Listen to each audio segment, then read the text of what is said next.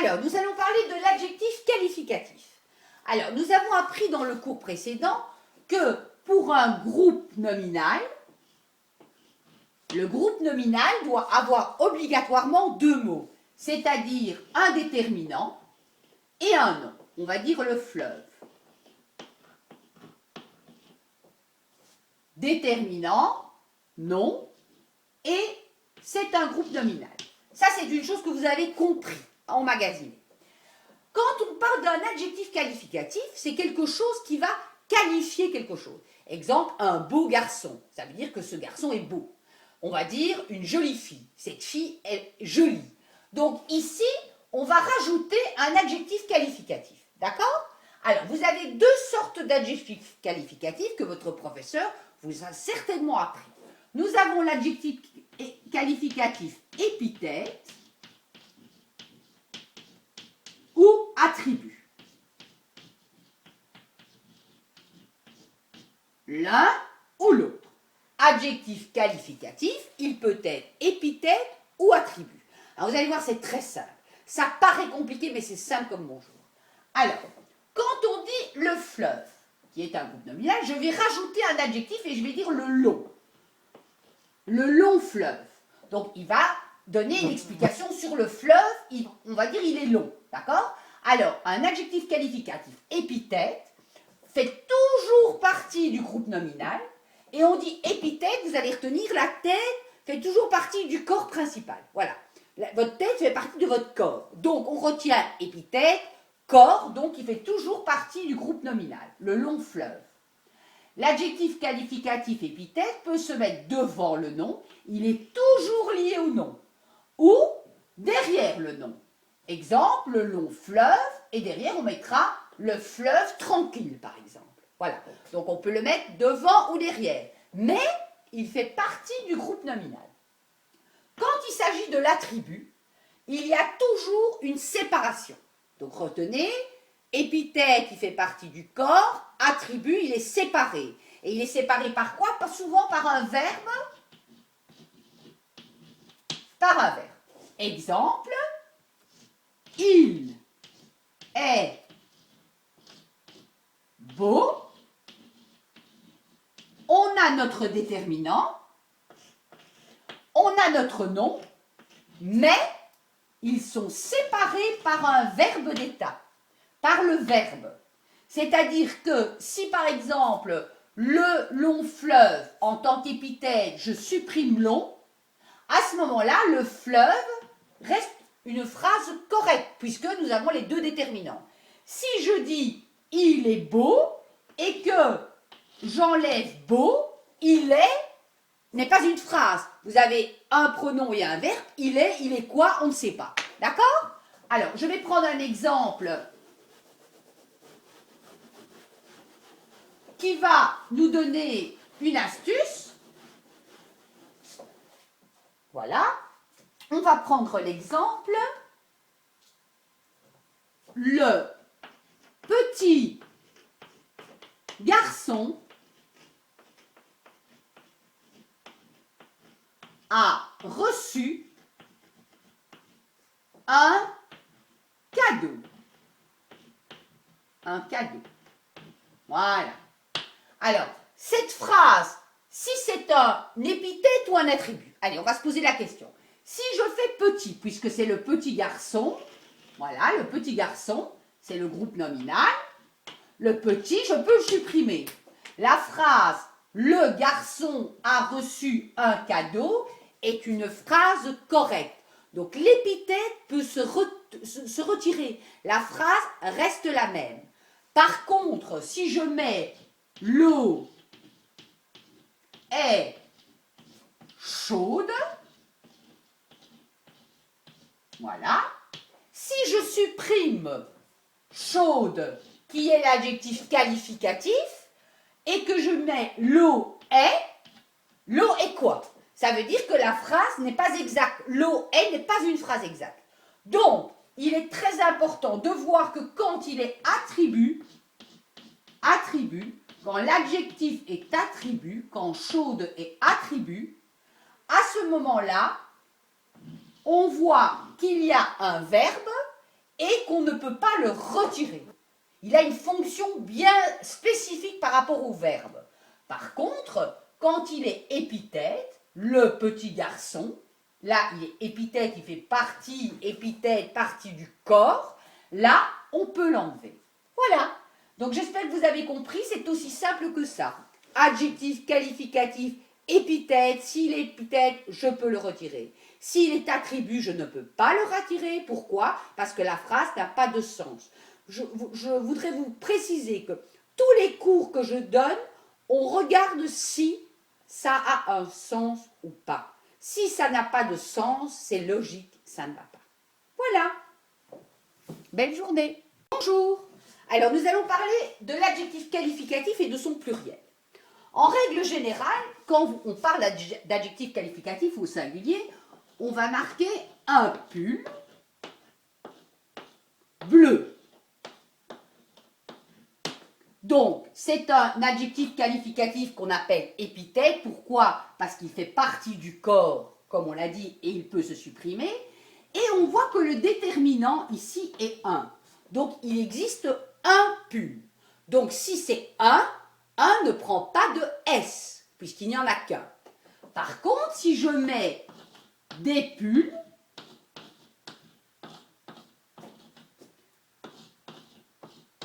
bleus, nous voyons que le déterminant est au pluriel, donc c'est masculin pluriel.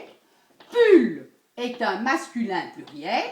Notre petite astuce, on voit qu'à D, il y a S, donc automatiquement le nom prend S, et l'adjectif qualificatif, comme il est épithète, va se rapporter au nom. Donc il va aussi prendre S. Donc un pull bleu, il n'y a pas d'S à bleu puisqu'il n'y en a qu'un. Par contre, si je parle des pulls bleus, effectivement il y a S puisqu'il y a des, pull il y a S et bleu prendra S aussi. Si maintenant,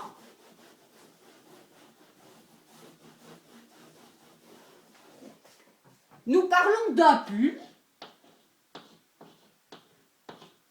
on voit bien le déterminant est masculin singulier, pull masculin singulier, on a un pull, ok? Mais on rajoute et un bonnet. Et un bonnet. Un masculin singulier, bonnet masculin singulier, ça c'est parfait, on a compris. Mais si on rajoute un adjectif qualificatif, nous avons un pull plus un bonnet. Et ils sont tous les deux bleus. Donc, si nous avons un pull et un bonnet bleu, on met S. Pourquoi? Parce qu'ils sont deux. Voilà. Donc, à un moment donné, quand vous faites un nom plus un autre nom, automatiquement, il y en a plusieurs. C'est la règle. Et bleu prend S. J'espère que vous avez compris. Bonne journée. Bonjour. Alors, les mots commençant par af, f ou off prennent toujours deux F. Donc, règle générale, les mots commençant par af, f ou off prennent toujours deux F. Vous aurez 3 mots d'exception, donc c'est pas très compliqué à retenir. Alors, nous allons prendre des exemples. Je remets mes lunettes. Alors, affaire, nous voyons af, affaire prend deux F. Nous voyons le mot effort. Effort prend deux F. Nous voyons le mot office. Le mot prend deux F. Alors, nous allons reprendre encore quelques petits exemples pour vous faciliter la tâche. Nous allons prendre le mot effrayant.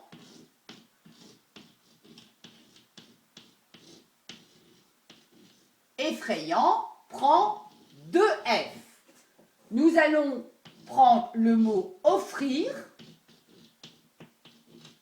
De nouveau, le mot prend deux F. Donc, tout mot commençant par af, f ou f prennent deux F. 3 mots d'exception. Le mot à retenir ça.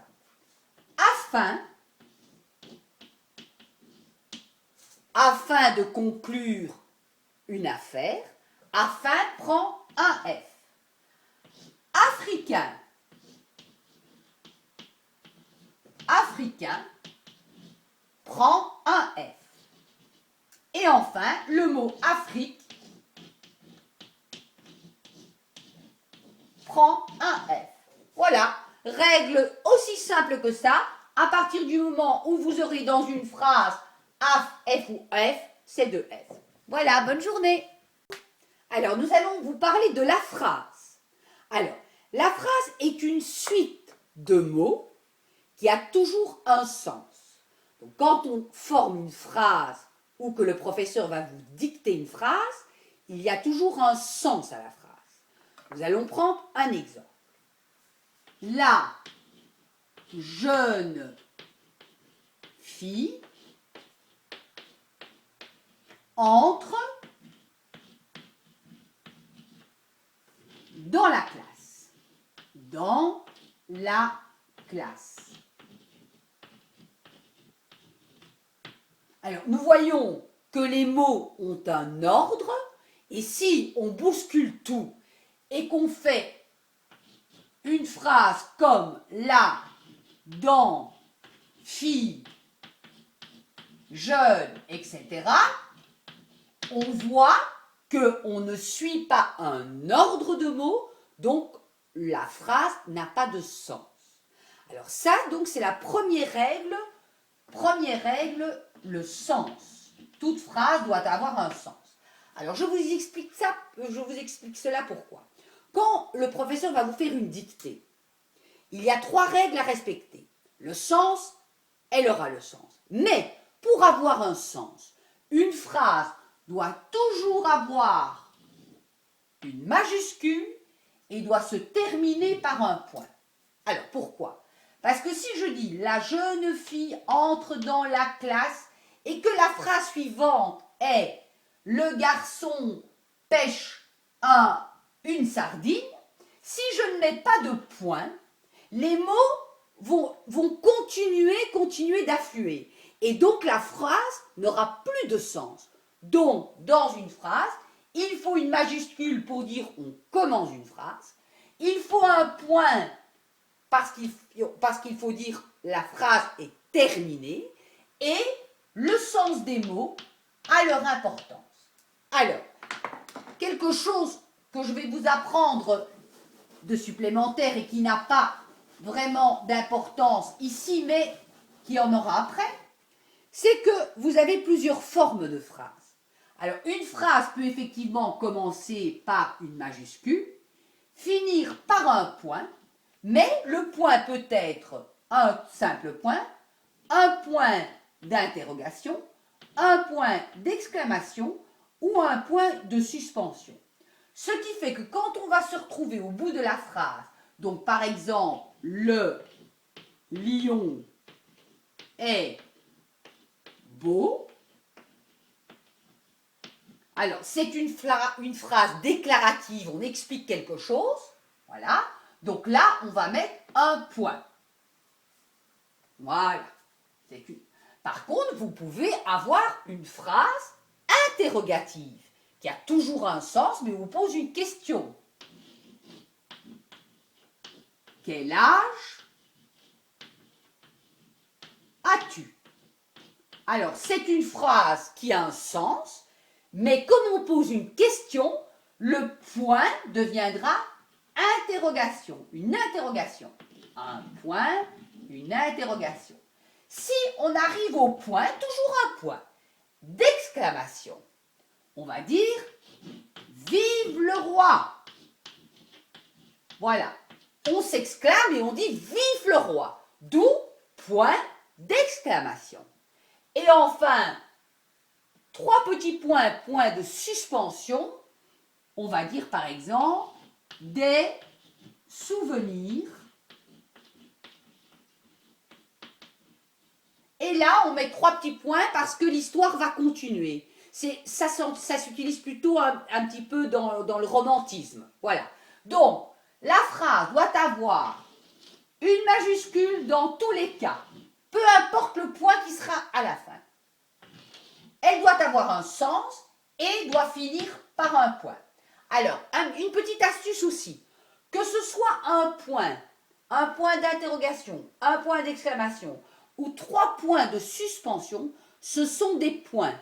Donc, la phrase qui va suivre aura toujours une majuscule, un point et un sens.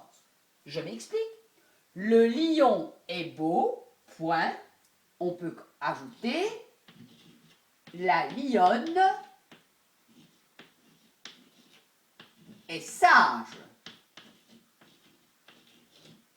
Donc, dans ces 2 phrases, vous aurez un point. Et en règle générale, quand il y a un point, d'ailleurs, le ton, il baisse. Madame, votre professeur dira, le lion est beau, la lionne est sage. Donc, quand vous avez un point, peu importe lequel, après, vous avez toujours une majuscule. Quel âge as-tu? Point d'interrogation. Si on met j'ai 7 ans, eh bien, vous avez à nouveau la majuscule et le point. Vive le roi, il est beau, malgré que c'est un point d'exclamation, on a une majuscule et un point. Des souvenirs, ta-da-da-da-da-da, on peut mettre par exemple heureux qui, comme Ulysse, malgré tout, après les points de suspension, il y a une majuscule. Donc, dans une phrase, alors pour les plus petits, une phrase a un sens, elle a une majuscule et elle a un point.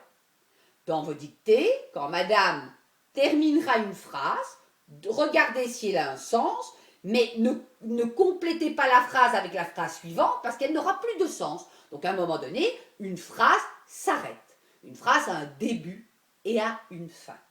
Voilà. Là, on est parti pour la phrase. Bon dimanche. Alors nous allons quand même travailler malgré que c'est dimanche. Alors, nous allons devoir apprendre c'est ou c'est. Dans une phrase, quand vous entendrez en dictée le mot c'est, vous allez devoir choisir entre c'est ou c'est. Alors, je vais vous donner une astuce très simple. Alors, si je mets c'est mon anniversaire.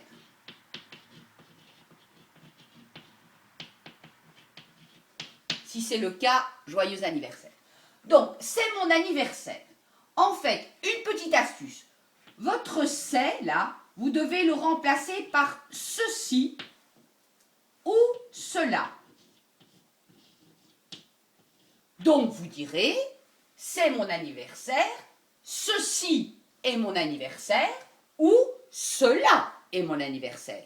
Quand on peut remplacer c'est par ceci ou cela, automatiquement, le c'est devient c'est. Par contre, quand est-ce que je vais devoir employer c'est avec S? Eh bien, rien de plus facile. Il s'est coupé les cheveux.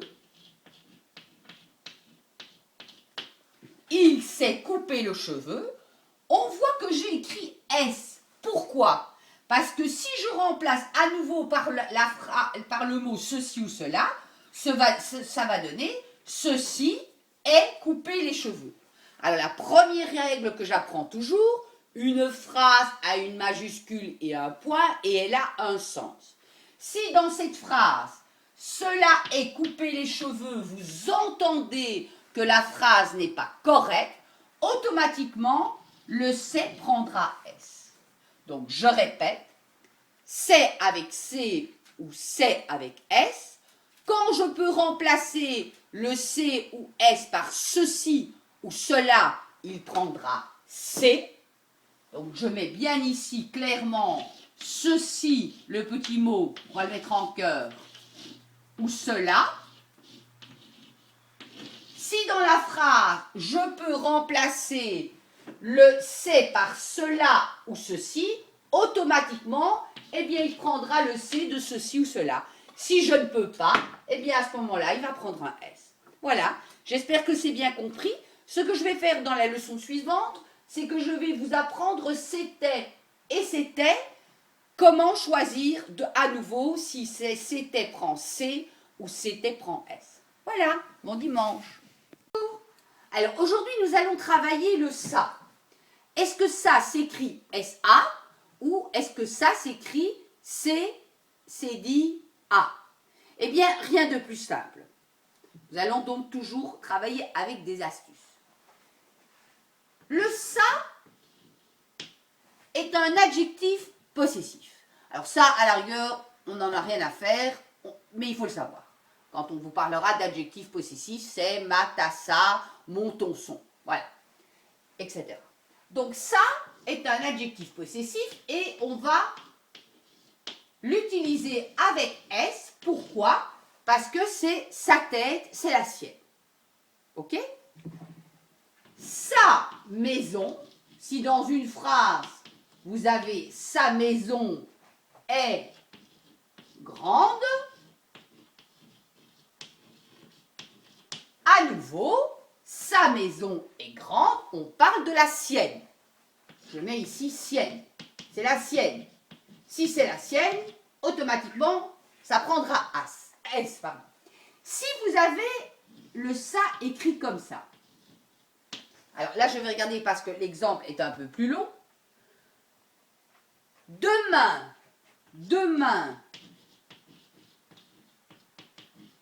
on va au parc d'attractions.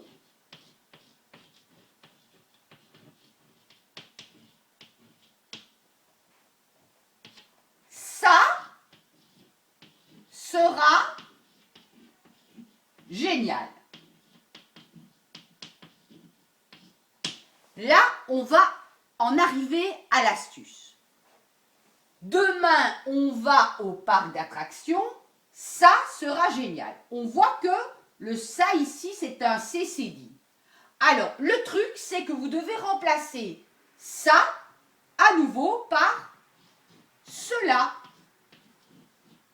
On va dire la phrase. Demain, on va au parc d'attractions. Cela sera génial. Ok? Donc, ça est remplacé par cela. Si je remplace le ce par cela, la phrase sera cela tête, cela maison est grand. La phrase n'est pas correcte. On l'entend. Quand on entend qu'une phrase n'est pas correcte, on ne l'écrit pas. C'est aussi simple que ça. Donc, je répète. Ça ou ça. S-A, C-C-D-A. Sa maison est grande. Si je remplace ça par cela maison est grande, ça ne va pas. Ça ne se met pas. Si demain on va au parc d'attractions, ça sera génial. Le ça que vous entendez peut se remplacer par cela. Demain on va au parc d'attractions, cela sera génial. C'est aussi simple que ça. Voilà. Bonjour. Alors aujourd'hui, c'est une leçon qui m'a bien fait rire. Nous ne savons pas si nous devons écrire tout, T-O-U-T, tout, T-O-U-S, toute, T-O-U-T-E ou toute, T-O-U-T-E-S. Je vais dire que même quand on les écrit, ça paraît tellement compliqué. Et il n'y a rien de plus simple. Donc vraiment, ça m'a fait rire. Alors, je vais vous expliquer. Expliquez-le même à vos parents parce que bien souvent, quand on écrit net, on ne sait plus comment écrire tout. Alors voilà. Quand on parle de tout, alors je vais de temps en temps regarder mes exemples parce que les exemples, par contre, ils sont un peu longs. Mais écoutez, quand on parle de tout, on va dire tout le travail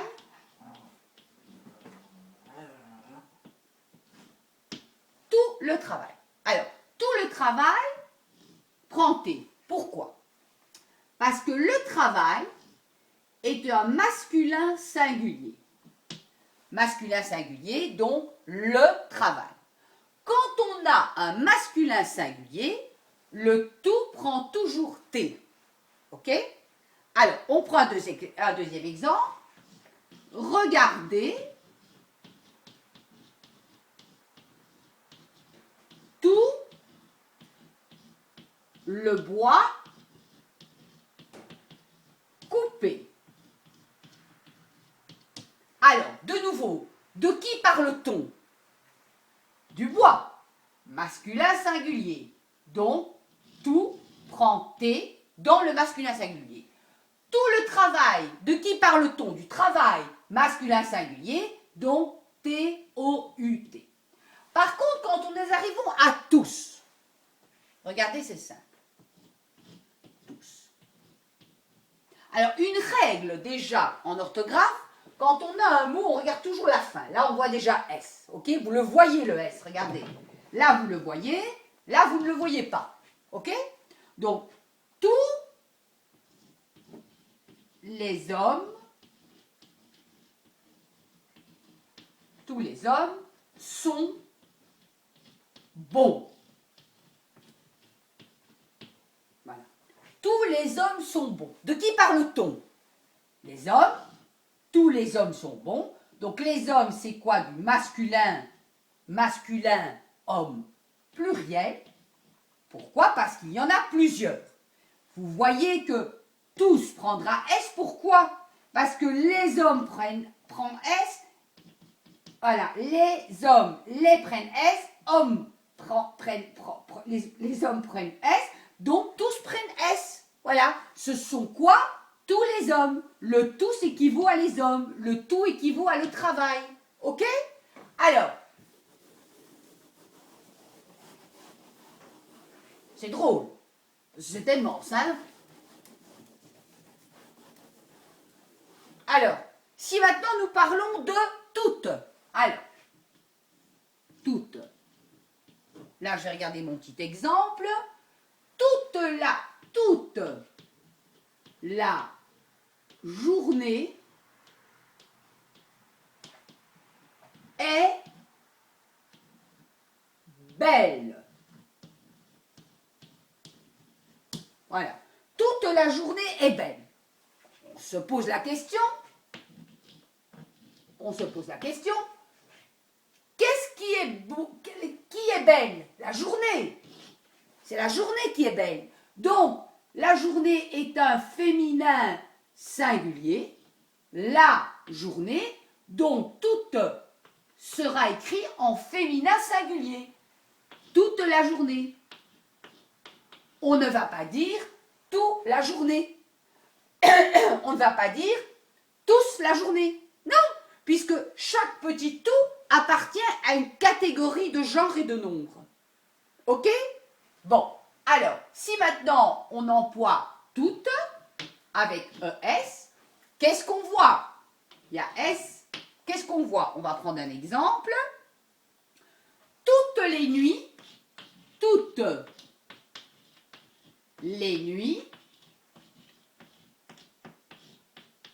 sont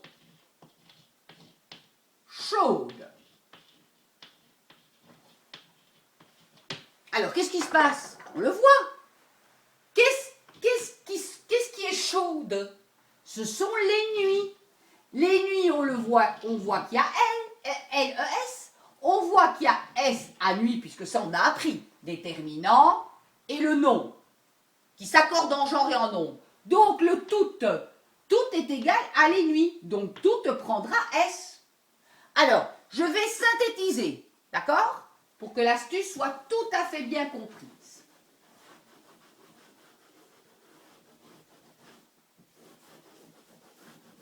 Il ne faut même pas réfléchir pour ça. Alors, tout est égal au masculin singulier tout le monde. Le monde est un masculin singulier. Le monde est égal à tout. Et en masculin singulier, tout prend T. Alors, tous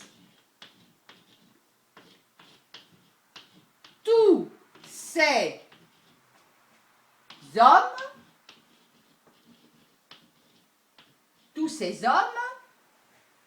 hommes, alors, tous ces hommes sont beaux. Ça sera plus simple pour que vous compreniez. Qui est beau? Ce sont les hommes. C'est prend S, homme prend S, donc tout, c'est tous égal à ces hommes. Donc tous prend S. Les deux derniers,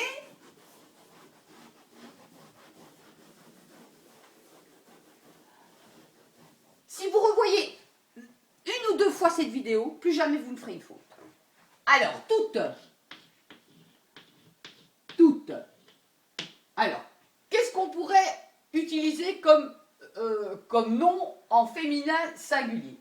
Toute flamme est lumineuse. Toute flamme est lumineuse. Flamme, c'est du féminin singulier, puisqu'on dit la flamme. Donc, toute est égale à la flamme, donc prend E. Et enfin, le dernier. Toutes les abeilles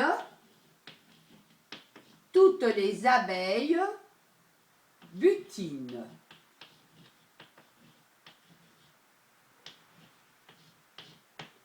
Toutes ES parce que c'est les abeilles qui butinent, donc T-O-U-T-E-S. Puisqu'on voit que lait prend S et abeille prend S. Alors, dites-vous toujours que dans une phrase, tous les mots s'agrippent au noyau qu'on a dit le nom. Bien souvent d'ailleurs. Donc, à partir du moment où vous voyez le nom, abeille, plante, lion, regardez toujours s'il y en a plusieurs. Et là, tous les mots qui sont à côté vont toujours être définis par cela. Donc, n'allez pas voir plus loin dans la phrase, après les virgules et les points dans l'autre phrase. Regardez ce qu'il y a devant vous. Voilà. Alors, leçon un peu compliquée, mais tellement joyeuse. Allez, au revoir. Aujourd'hui, nous allons parler du groupe sujet. Mince affaire.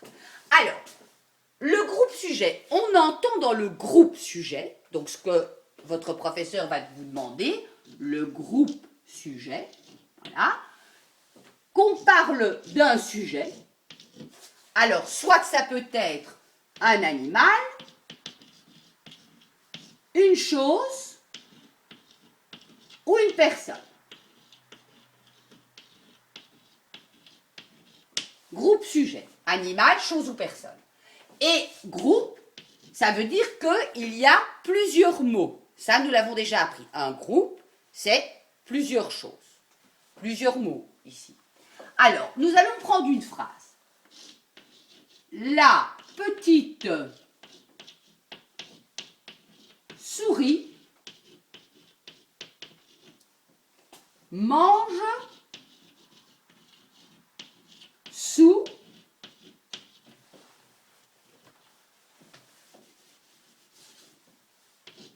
la table.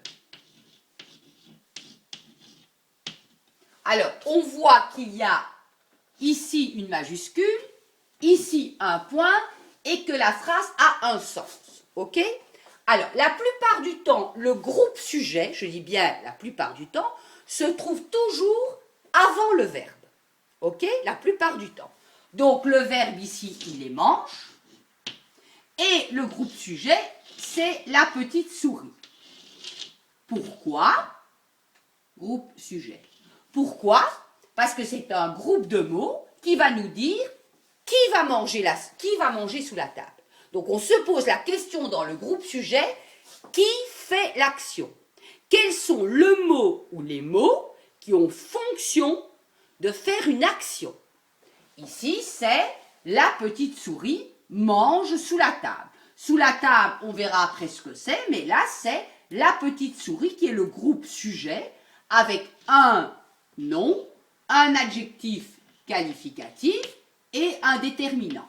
Vous pouvez avoir un groupe sujet, simplement, comme nous l'avons déjà dit, avec deux petits mots. Obligatoire, pourquoi? Parce que on ne pourra pas dire souris mange la table ou la mange la table. Ça, vous le savez, un déterminant et un nom.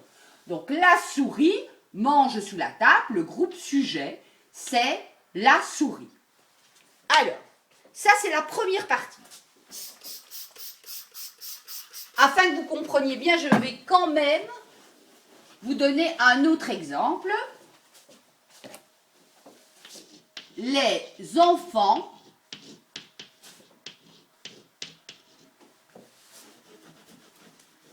jouent à la balle. Alors, on se pose les bonnes questions. On met une majuscule. On met un point sens de la phrase et on regarde le verbe. Le verbe, c'est joue. Ok, le verbe, c'est joue. Donc, le groupe sujet qui comporte plusieurs mots, qui joue, est-ce que c'est un animal qui joue? Est-ce que c'est une personne qui joue? Est-ce que c'est une chose? Ici, ce sont les enfants qui jouent. Donc, les enfants, groupe sujet, et le verbe joue. Ok? Alors, ça c'est le premier point. Je répète, la plupart du temps, un groupe sujet se trouve avant le verbe. Parfois, il peut se trouver après le verbe. Alors, on va prendre un exemple. Pourquoi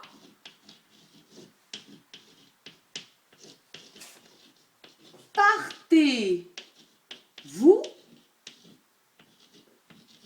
sitôt? Alors, pourquoi ici le groupe sujet se trouve derrière le verbe? Alors, pourquoi partez-vous sitôt? Partez, c'est le verbe, on le voit, verbe. Alors, pourquoi? Dans la phrase interrogative, c'est-à-dire quand vous avez un point d'interrogation dans une phrase, le verbe, le groupe sujet se trouve après le verbe.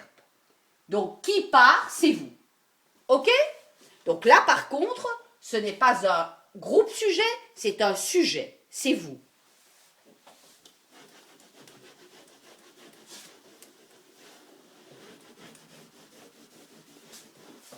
Et enfin, la troisième règle, c'est au milieu de la salle, au milieu de la salle de bal, dansait la belle princesse. Alors ici, on va analyser la phrase. Au milieu de la salle de bal, dansait. Dansait est ici le verbe. De nouveau, on se pose la question, qui fait l'action? L'action, c'est la belle princesse. La belle princesse est un groupe sujet. Pourquoi? À nouveau, c'est elle qui fait l'action de danser. Nous avons un déterminant, un adjectif qualificatif et un nom. Là, on voit que la belle princesse se trouve derrière le verbe. Donc, je dis, c'est pour donner un peu une ambiance à la chose. On veut mettre en valeur la belle princesse et ce qui se passe dans l'histoire. On veut appuyer que la belle princesse est au milieu de la salle et elle danse. Donc voilà, c'est un contexte, c'est une manière de faire. Donc, la plupart, je répète, la plupart du temps, le groupe sujet, qui habituellement est un groupe sujet, donc il y a plusieurs mots, se trouve avant le verbe. Ok? C'est celle ou celui qui fait l'action. Deuxièmement, quand on a une phrase interrogative, le groupe sujet peut être derrière le verbe quand on a une phrase interrogative. Mais ça ne change pas la règle, c'est qui fait l'action, qui danse, qui joue, qui parle, qui mange, toujours qui. Voilà. Le groupe sujet, c'est qui fait l'action. Et la troisième, c'est quand on veut faire un petit décor plus poétique, quand on veut mettre quelque chose en valeur, alors à ce moment-là, le sujet aussi passe derrière le verbe, mais c'est toujours celui-là qui fait l'action. Je crois que vraiment c'est très clair qui fait l'action, qui mange, qui boit, qui danse, qui grimpe, voilà. C'est qui est le groupe sujet. Et parfois, il est accompagné d'un petit adjectif qualificatif, voilà. Donc j'espère que, voilà, notre groupe sujet est au point. Voilà, merci beaucoup. Alors voilà, j'ai bien travaillé le sujet, donc j'ai essayé de bien vous expliquer qu'est-ce qu'un groupe verbal. Alors dans une phrase simple, il y a deux groupes. Le groupe sujet et le groupe verbal. On va prendre un exemple. Le groupe sujet, nous allons dire le bébé. Et le groupe verbal, boit du lait. Boit du lait. Alors, on est bien d'accord que pour le groupe verbal, c'est qui fait l'action. On se pose toujours dans la question, dans la phrase, qui fait l'action. Ici, c'est le bébé. Et dans le groupe verbal, on va se poser la question, que fait le bébé? Donc ici, le groupe verbal, on va poser la question, que fait le bébé? Ok? Et là, on voit que le bébé boit, c'est le verbe, boit du lait. Alors, du lait, ça sera un complément, mais les compléments, on ne va pas le voir maintenant. On va se structurer et on va bien penser au groupe sujet qui fait l'action et au groupe verbal que fait l'action. Ça, c'est une première chose. Un deuxième point, c'est que le verbe peut être un verbe d'action,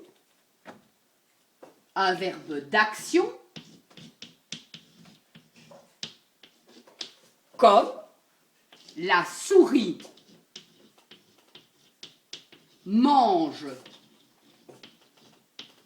sous la table. Là, nous avons la souris qui est le groupe sujet et mange sous la table qui est un groupe verbal mais qui fait une action. Manger, c'est produire une action. Qui? La souris. Que? Qu'est-ce qu'elle fait la souris? Elle mange. Et sous la table, c'est de nouveau un complément. On ne s'en occupe pas pour l'instant. On va même le mettre entre parenthèses. Voilà. Ça, c'est un verbe d'action. Vous avez aussi un verbe d'état. La mer devient bleue. La mer devient grise. Voilà, on va mettre grise. La mer est le groupe sujet, je ne sais plus mon bleu, mais c'est pas grave, un groupe sujet, et devient grise est le groupe verbal, et c'est un verbe d'état, ce n'est plus un verbe d'action. Donc on peut avoir un verbe, un groupe verbal avec une action, et un groupe verbal avec un état, parce qu'on devient grise, donc on se transforme, d'accord? Donc une action on fait, et on devient, on se transforme. Ça, c'est le deuxième point. Le groupe verbal peut comprendre un verbe d'action ou un verbe d'état. Et le troisième point,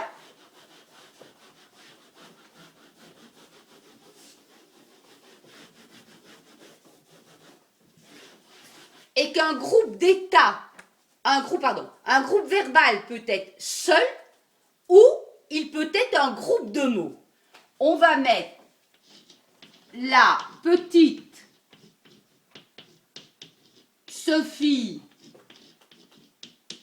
tombe. La petite Sophie est un groupe sujet et tombe est un groupe verbal, mais il est utilisé tout seul. D'accord? Et on peut également mettre la petite Sophie tombe de haut. De haut, ça veut dire de hauteur, voilà. Donc, la petite Sophie, on verra que c'est le groupe sujet. Et tombe de haut est le groupe verbal, mais le groupe verbal qui est composé de plusieurs mots, mais tombe est le verbe. Donc, tombe, le groupe verbal peut être utilisé avec un mot ou plusieurs mots. Donc, nous répétons clairement. Le groupe sujet et le groupe verbal composent une phrase. Dans le groupe sujet, qui est accompagné du groupe verbal, le groupe verbal peut être seul ou bien il peut être accompagné de plusieurs mots. Et on peut avoir un groupe verbal qui va être une action, c'est-à-dire tomber, on doit faire une action pour tomber, et devenir, paraître, avoir l'air, ça c'est une transformation, mais c'est aussi un groupe verbal. Donc attention, quand on a un groupe verbal, on peut se laisser avoir. Quand on a devient, paraître, transparaître, c'est des mots qui n'ont pas l'air d'être des verbes, mais qui le sont, mais qui sont des verbes d'état. Voilà, j'espère que vous avez compris la leçon, j'ai bien travaillé dessus, mais normalement, si vous revoyez une ou deux fois le groupe verbal, il n'y aura pas de problème, vous saurez immédiatement dans une dictée souligner le groupe sujet et souligner le groupe verbal, qui peut être un groupe verbal avec un verbe seul. Voilà. Belle soirée.